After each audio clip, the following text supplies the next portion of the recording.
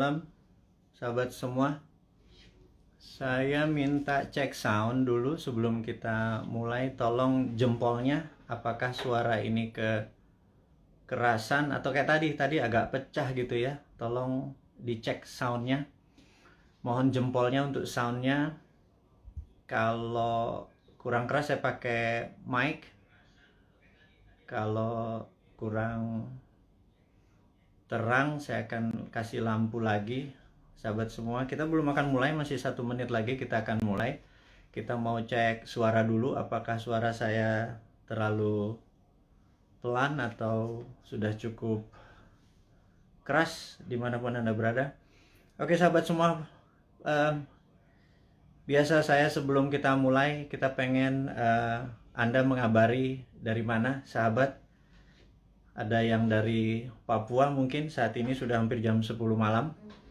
Ada yang dari Aceh mungkin.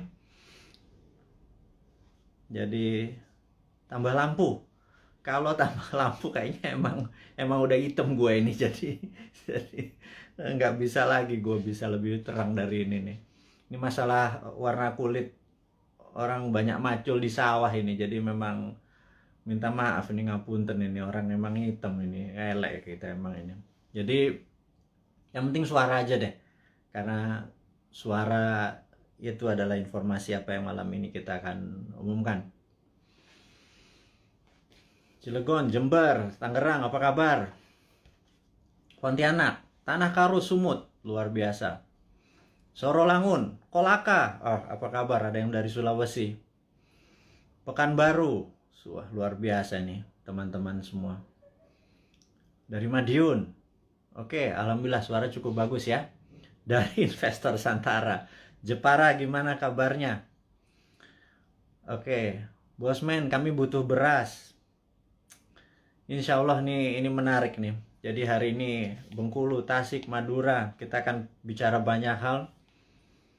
Jadi sahabat semua, kita tahu bahwa di dalam Perang Dunia Kedua, negara Inggris waktu itu diserang sama Jerman, dan rakyat Inggris waktu itu sangat kebingungan, dan Raja Inggris diharapkan berpidato sementara dia adalah orang yang gagap gitu ya. Jadi itu filmnya menarik, ada ceritanya, dan momen itu menjadi momen of greatness di mana dia memaksa dirinya berpidato, mengarahkan bangsanya, memberi motivasi, dan akhirnya Inggris menang perang gitu ya. Nah, setahun yang lalu ketika terjadi lockdown pertama kali kita ya, tahun 2020, kita harapkan pejabat-pejabat nasional Indonesia ini memberikan arahan, memberikan masukan kepada rakyat dan bangsanya. Tetapi sayang sekali pejabat hanya memberikan sepotong-sepotong, instruksinya juga tidak jelas, alias menggunakan media-media saja, tidak berhadapan dengan rakyat.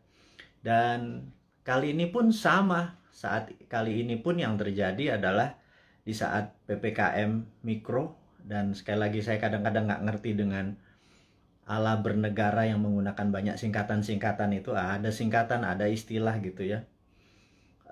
Ya sudah, kita ngikuti aja, toh dia yang berkuasa, toh old mind ini ada masanya ya berkuasa ya. Jadi mereka tidak memberikan instruksi. Jadi sebagai Presiden Negeri Sontoloyo, kita ini ya, kaum New Mind, kaum Sontoloyo ini kan, ya udah kita aja lah, dari kita untuk kita saling mengingat, watawasobil hak, mengingatkan yang hak ya, dan mengingatkan ya dengan sabar lah. Kalau pada nggak percaya yang old mind itu ya kita sabar-sabar aja. Toh sabar, suatu hari juga mereka tidak berkuasa gitu ya. Jadi yang penting kita selalu mendukung keutuhan NKRI, bernegara. Jadi sebentar lagi kita akan memulai acaranya, di mana kita akan memberikan masukan mungkin kepada sahabat semua, memberikan informasi yang dibutuhkan. Dan sayang ya, kenapa kepala negara atau pejabat-pejabat tingginya di Indonesia saat ini tidak berhadapan dengan rakyatnya langsung, seperti halnya yang kita lakukan saat ini. Ya sudah, sekali lagi, Presiden Negeri Sontoloyo ini ya udah kita turun tangan aja, kita saling mengingatkan sekali lagi. Dan tujuannya ini adalah kita semua memerlukan guidance, termasuk saya, kita memerlukan arah kita memerlukan visi misi yang sama, kita memerlukan kolektif dream atau mimpi yang sama gitu ya, di tempat tidur yang sama, mimpi yang sama. Ini penting sekali untuk kita menjadi negara yang berdaulat. Baik sahabat semua, kita akan mulai. Selamat malam, Assalamualaikum warahmatullahi wabarakatuh, dimanapun sahabat berada saat ini di negeri tercinta, mulai dari Sabang sampai Merauke. Kita selama beberapa saat ke depan kita akan memberikan banyak informasi-informasi yang mungkin sahabat butuhkan, begitu juga saya gitu ya. Jadi pertama-tama saya ucapkan terima kasih kepada nakes atau tenaga kesehatan dan tenaga medis, para dokter dan rumah sakit yang telah berjuang melawan COVID, melayani pasien yang saat ini udah kapasitasnya 100%. Dan siapapun yang saat ini terpapar dan lagi isolasi mandiri, semoga kesehatan dan kesembuhan dapat segera didapati sehingga imunitas tubuh kita terhadap virus menjadi sangat kuat. Dan sekali lagi, waktu kita terpapar COVID itu bukan death sentence atau hukuman mati. Itu adalah perjuangan. Dan sekali lagi, terima kasih kepada tenaga kesehatan, tenaga medis, rumah sakit. Anda pejuang terdepan. Anda adalah pejuang-pejuang yang membawa bambu runcing yang mengalahkan penjajah itu. Dan saya dari hati yang dalam dan kita kaum New Mind mengucapkan selamat dan terima kasih berkali-kali. Terus semangat, terus semangat.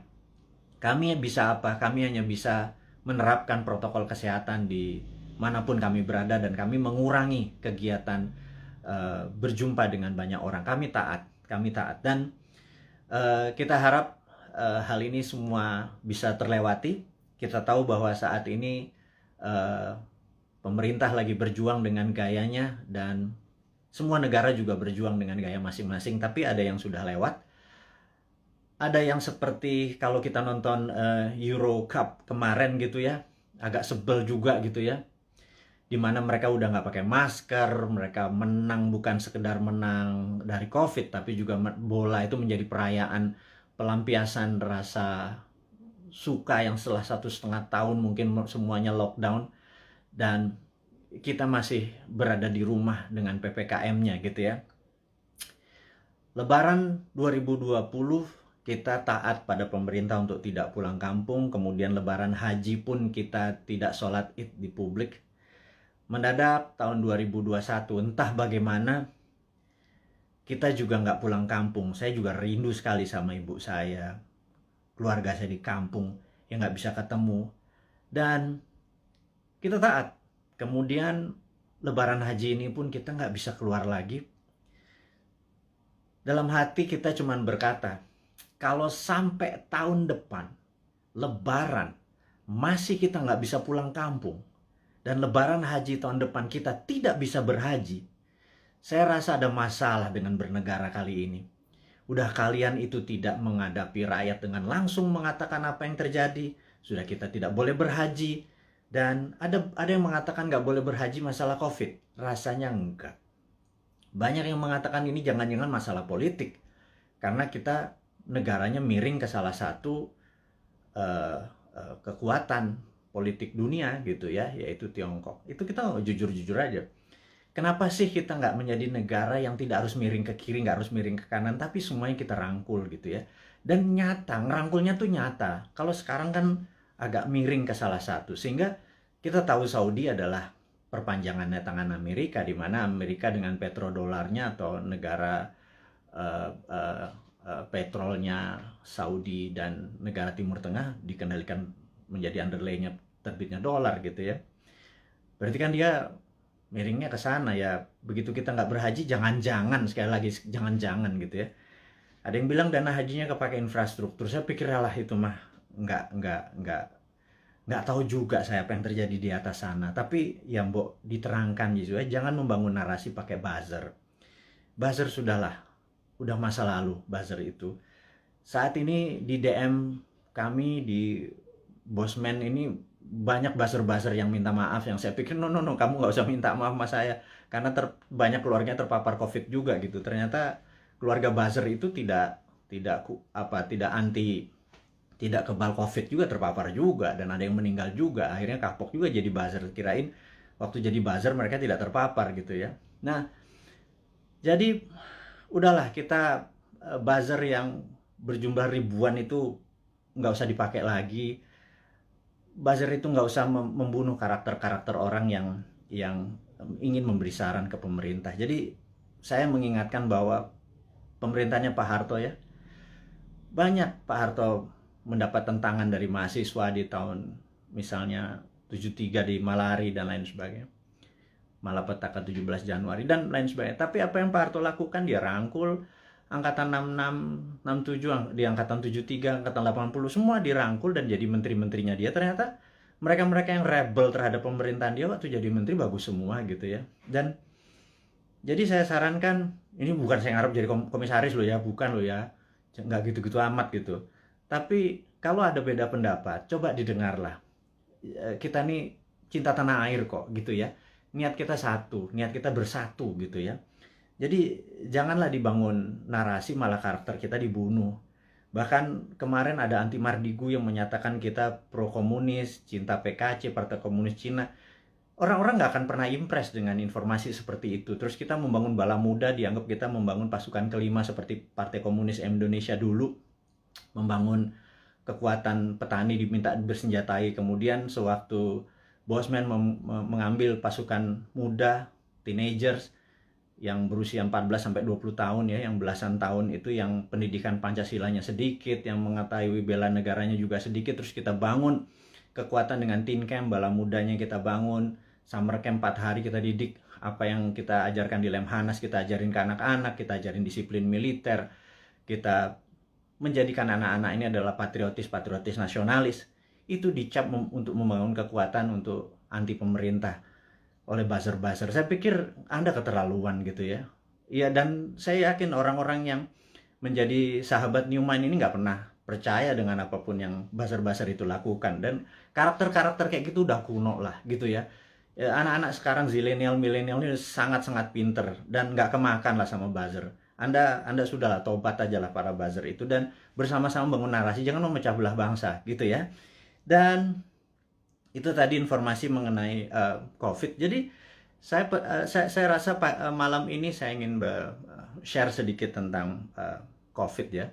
Jadi di seluruh dunia sudah 3,2 miliar vaksin tersebar, dan sahabat saya di Amerika baru aja pagi tadi menelpon saya, jadi malam di sana, bahwa Amerika itu menarik bahwa 49,1% adalah natural herd immunity, alias mereka terpapar dan sembuh sendiri.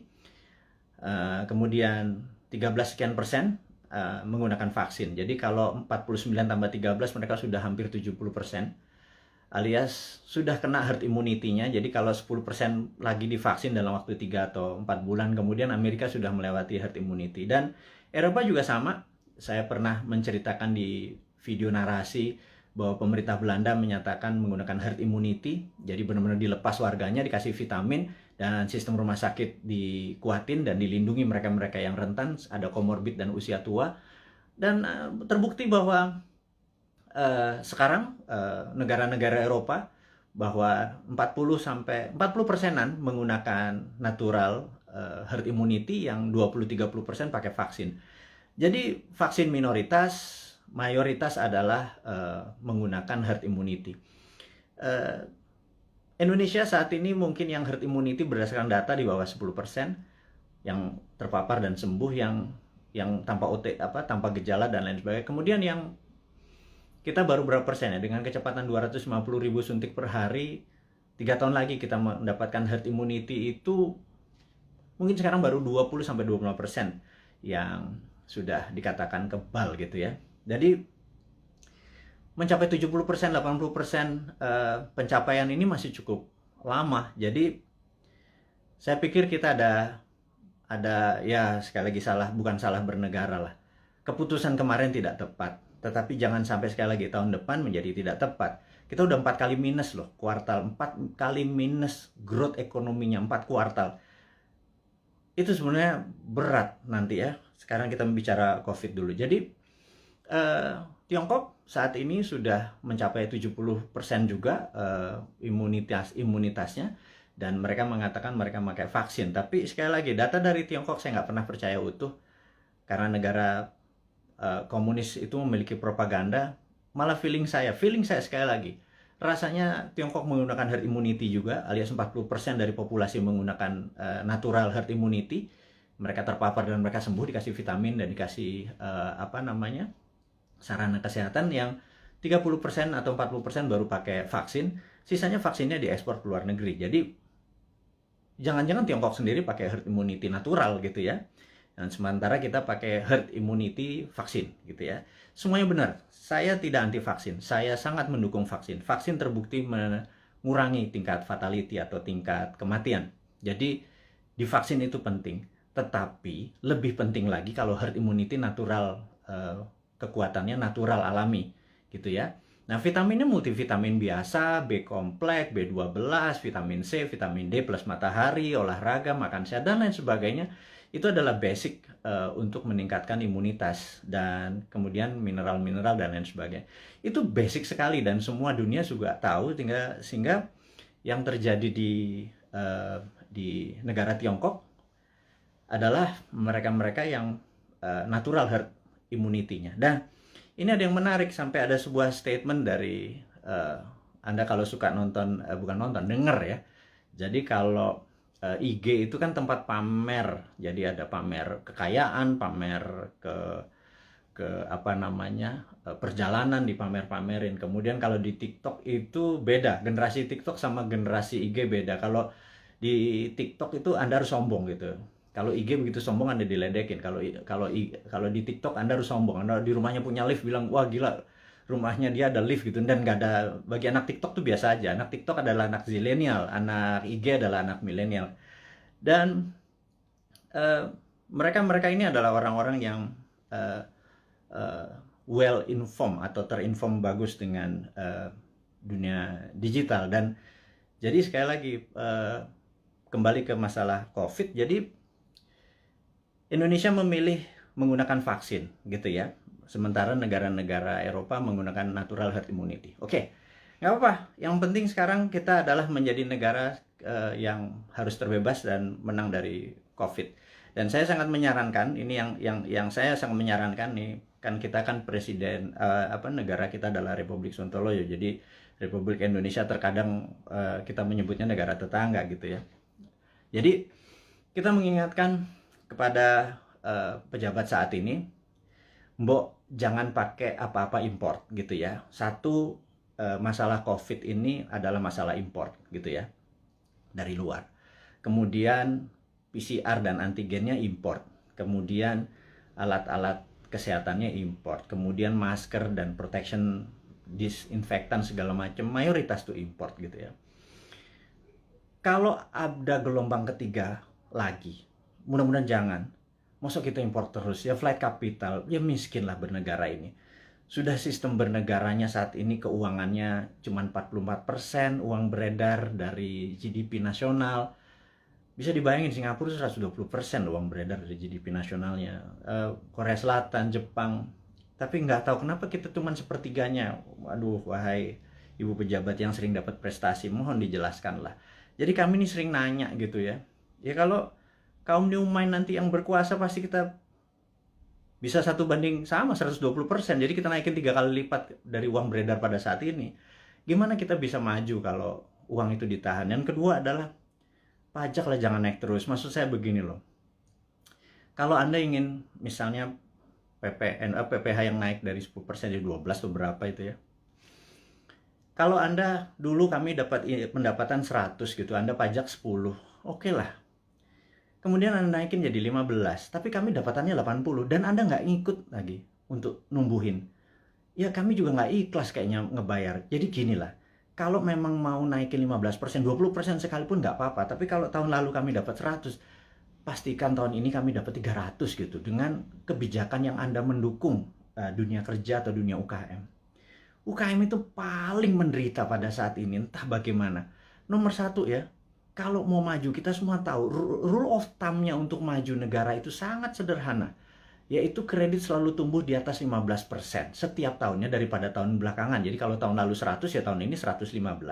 Minimum dengan naiknya 15% dari kredit tadi, negara naik 7%. Kalau sekarang jangankan 4%, 5% naik. Jadi kalau growth-nya cuma 2%, malah minus, itu ya wajar karena uang terlalu ketat. Dan apa sih susahnya Anda untuk memprinting money berbasis production gitu loh.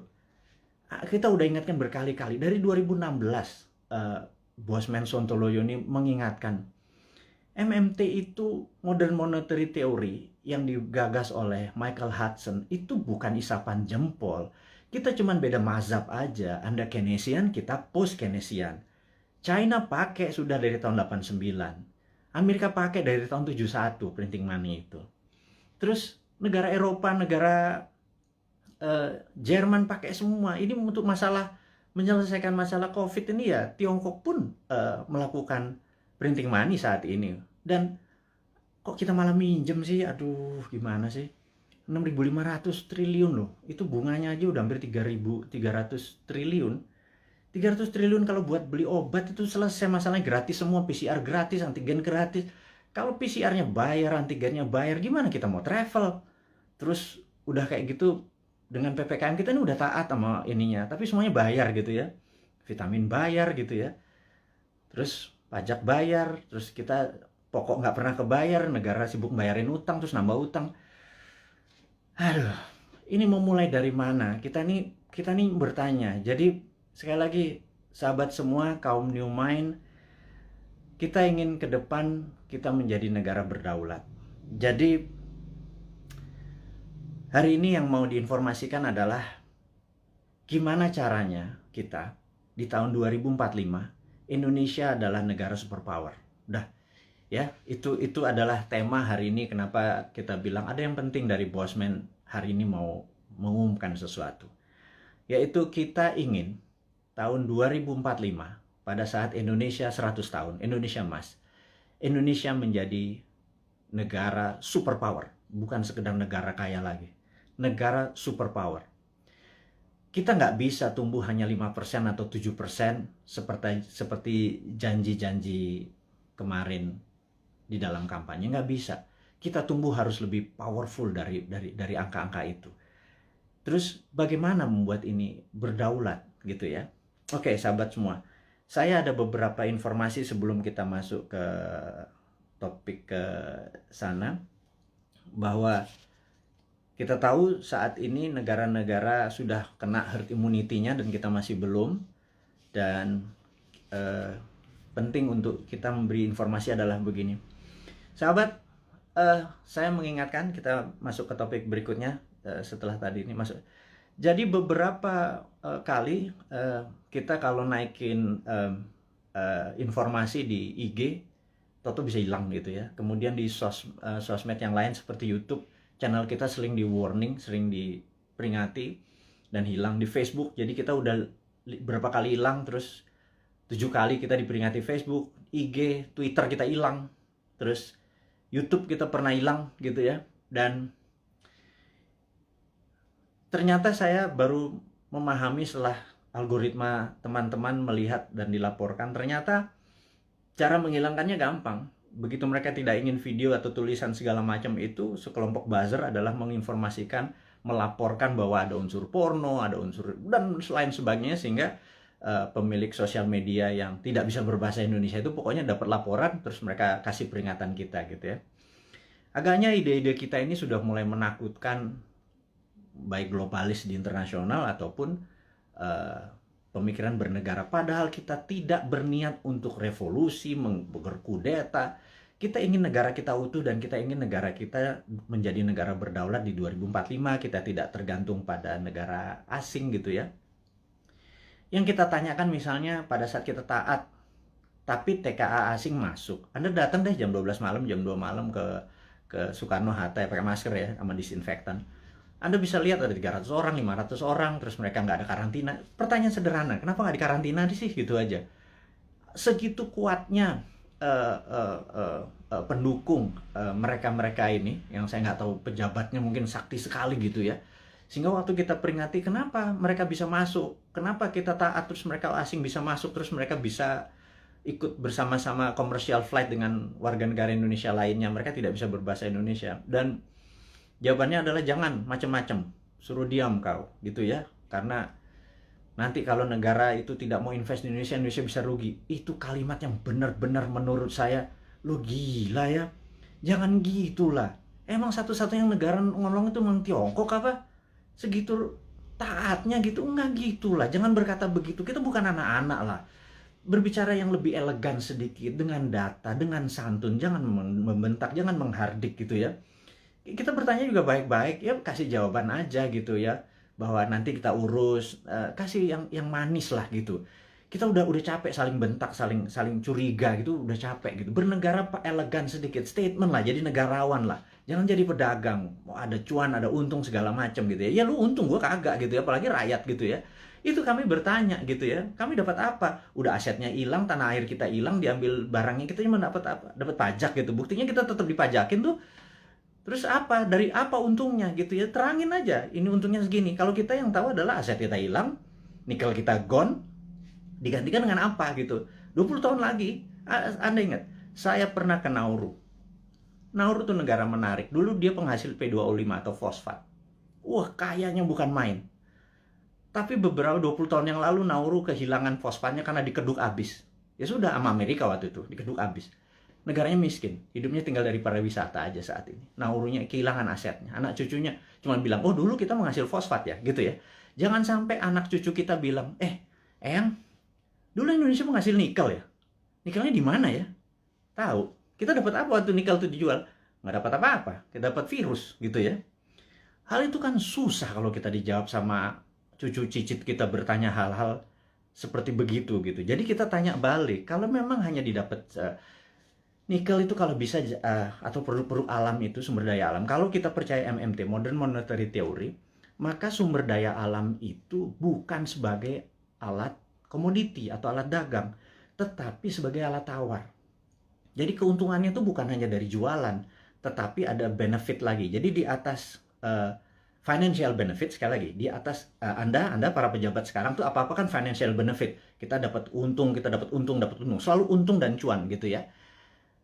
Cara bernegara segitu kesannya kayak anak TK gitu ya. Karena kalau cara bernegara di atas keuntungan materi, itu ada namanya humanitarian benefit, keuntungan atas nama kemanusiaan. Terus ada namanya nasionalis, keuntungan untuk negara gitu ya. Bukan hanya keuntungan sekedar dari pajak, dari dagang, dari selisih jual beli gitu ya.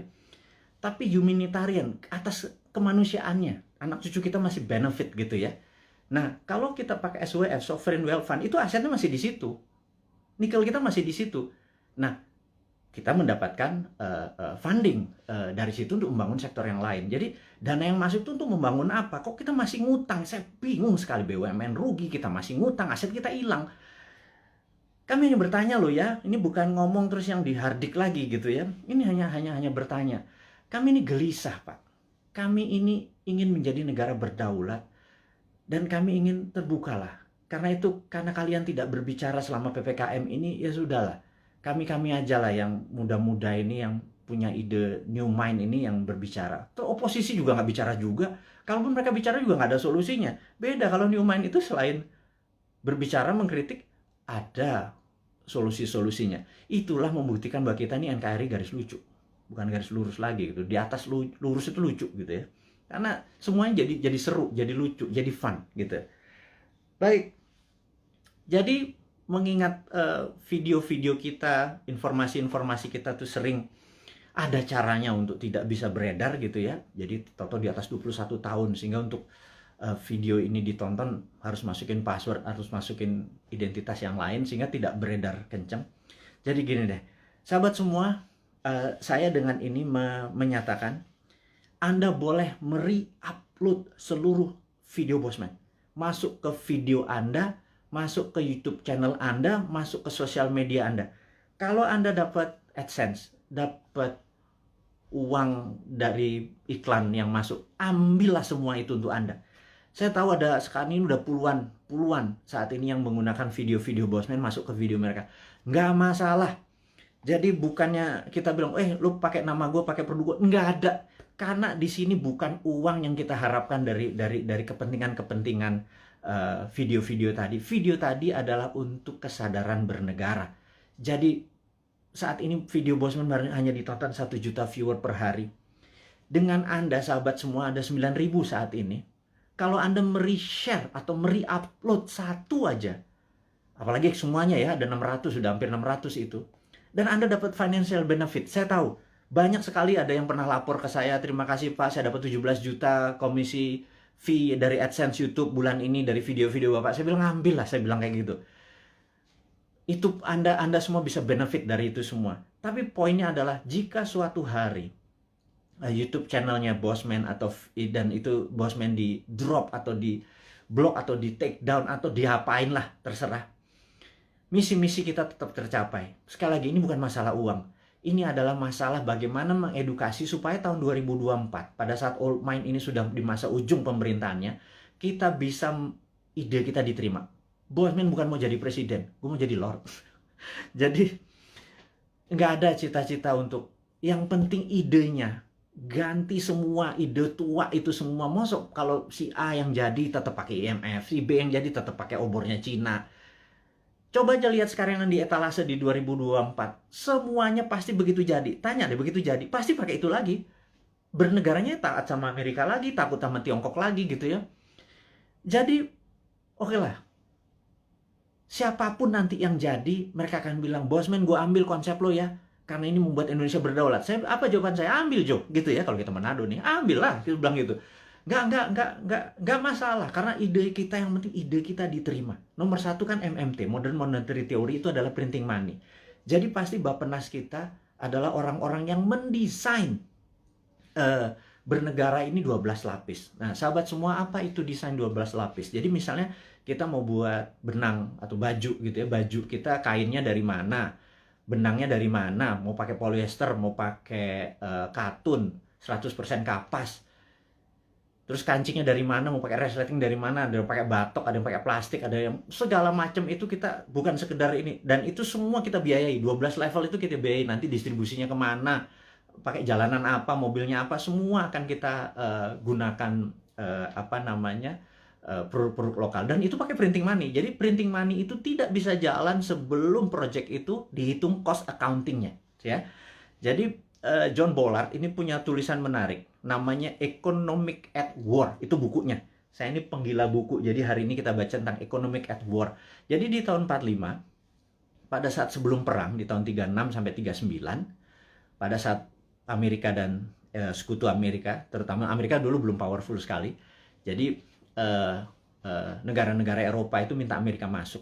Terus apa yang dilakukan adalah mereka minta John Maynard Keynes, ada banyak sekali ilmuwan-ilmuwan, tokoh-tokoh ekonom di masa itu disuruh menghitung cost accounting.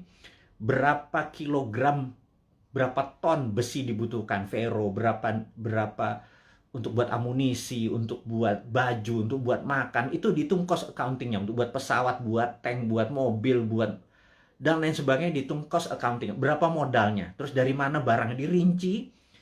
Syaratnya sederhana. Churchill waktu itu sangat sederhana. FDR juga, Franklin Delano Roosevelt juga perintahnya sama. Ini dua Inggris sama Amerika memang kompak banget. Mereka cuma bilang, berapa biayanya untuk kami menang perang? Perang itu ada perang sama Jepang dan perang sama Jerman gitu ya. Mereka menghitung totalnya sekian billion dolar. Itu angka dari langit, billion dolar. Begitu mereka printing money, udah. Underlay-nya adalah alat-alat perang tadi gitu ya. Ada inflasi? Nggak ada gitu ya. Makanya saya bilang printing money kok ada inflasi. Saya bilang, lo sekolah di mana sih? Segitu takutnya sama printing money gitu ya. Printing money itu ditakuti kalau tidak ada production yang dibuat gitu ya. Tapi kalau, nah, bukunya baca, namanya The Economic at War. Jadi The Economist at War. Jadi orang-orang memenangkan perang tuh ekonom yang memenangkannya gitu ya. Nah, jadi sama, kita nanti akan sama juga. Kita akan membuat, menghitung cost accountingnya, kemudian kita akan printing money, dan UKM kita langsung jalan, ini jalan. Karena kita mau tahun 2024 itu kita menjadi negara berdaulat gitu ya. 2045 kita akan menjadi, dan mulainya dari 2024, karena sekarang kayaknya udah nggak kasihan sekarang ngurusin COVID, terus ngurusin apa, Tiongkok ya udahlah, itu mereka terlalu repot dengan urusan gitu. nggak mungkin lah bisa menjadi negara berdaulat. Kita cuma ngingetin sekali lagi. Jadi kita harapkan konsep kita ini diterima oleh siapapun yang nanti mau running 2024, konsep kita ini. Jadi kalau Anda, bayangin ber-9.000 kita, upload masuk. Anda buat, kalau nggak punya YouTube channel, Anda buat YouTube channel. YouTube channel Anda sendiri, Anda tinggal ambil tulis kita, terus kasih judul-judul yang jangan terlalu negatif atau terlalu clickbait gitu ya. Kasih yang educate, kasih yang fun, kasih yang lucu dan lain sebagainya. Sehingga ribuan atau jutaan orang. Saat ini ada 180.000 orang yang ada di internet. Ada 180 juta. Jadi saya harapkan teman-teman bisa memanfaatkan. Kalau Anda dapat 1 juta per hari, Anda bisa hampir 100 juta itu dari AdSense-nya dari YouTube gitu ya. Pakai aja video-video kita ini untuk di-re-upload, di-reshare, dan pakai akun-akun Anda sendiri. Perbanyak itu semua informasi-informasi itu. Anda boleh mengganti thumbnail-nya, mengganti footage-nya. Yang penting voice-nya jangan dipotong. Narasinya gunakan tulisan agar orang menjadi lebih paham gitu ya. Ini tujuannya bukan untuk memecah belah bangsa, ini tujuannya untuk membuat kita negara berdaulat. Dan cara cerdas bernegara ini sudah hampir 600 video. Sebarkanlah gitu ya. Kemudian sahabat semua, kita saat ini ya tadi ada informasinya adalah untuk mereupload. Anda sangat diizinkan menggunakan nama Anda video-video Bosman. Saya harapkan ada 9.000 sahabat ini punya 9.000 akun yang masing-masing taruh semua videonya Bosman, dan Anda dapat faedah yang sama. Sekali lagi, kita baru mencapai mungkin 1% dari populasi. Bayangin dari 180 juta orang yang punya akun di sosial media atau internet, menggunakan internet ini, baru 1 juta yang kita capai. Masih kecil sekali. Gimana cara 100 juta bisa menonton video ini? Dan kalau 100 juta bisa menonton video ini melalui Anda punya channel, ya Anda yang dapat duitnya loh. Bicara itu aja dulu. Di masa pandemi seperti begini susah bergerak, ya udahlah, YouTube channelnya Anda aktifkan gitu ya. Mudah-mudahan jadi faedah ini bersama. Dan saya mengingatkan bahwa saat ini kita tahu bahwa kita berperang, dunia saat ini berperang. Contohnya lagi, bisa dibayangkan bahwa di dunia yang perang dunia pertama, yaitu tahun 1914 sampai 1918, 4 tahun. Itu perang dunia 1. Kemudian perang dunia kedua 40 sampai 45, 5 tahun. Dan kita tahu 2016 waktu Trump menyatakan menjadi presiden, 2017 Trump declare war ke Tiongkok. Tapi bukan world war, bukan perang dunia, tetapi adalah economic warfare dengan salah satu strateginya menggunakan trade war, perang dagang. Itu terjadi, dan begitu itu terjadi maka di tahun 2017 sahabat semua ingat, kita mengingatkan dengan waktu itu belum pakai YouTube. Di 2019 kita mengingatkan bahwa everything start with the economic warfare, diakhiri dengan military war gitu ya. Dan di tahun 2020 untuk menjatuhkan Trump, globalis dan Demokrat Amerika menggunakan tool yang namanya biological warfare, yang namanya COVID, untuk menyerang Amerika. Dan pada saat itu yang disarankan oleh mereka menggunakan masker. Tapi Trump punya analisa sendiri bahwa kalau peristiwa dari Spanish flu itu ada 3 gelombang. Jadi gelombang pertama tertinggi, kedua agak rendah, ketiga terendah. Tapi virus pertama itu paling lemah, kemudian agak kuat, terakhir yang paling kuat gitu ya. Nah, jadi pada saat terlemah ini semua orang terpapar aja supaya tingkat herd immunity-nya tercapai. Dan yang terjadi oleh Trump dilakukan adalah dibebasin aja, toh mereka punya operating sistem dari kesehatannya terbaik di dunia. Dan ternyata terbukti sekarang 49%, 49,1% di Amerika menggunakan herd immunity natural. Dan ini adalah, ya tapi sekali lagi Trump kalah dengan 4 negara bagian yang dalam tanda petik dicurangin katanya.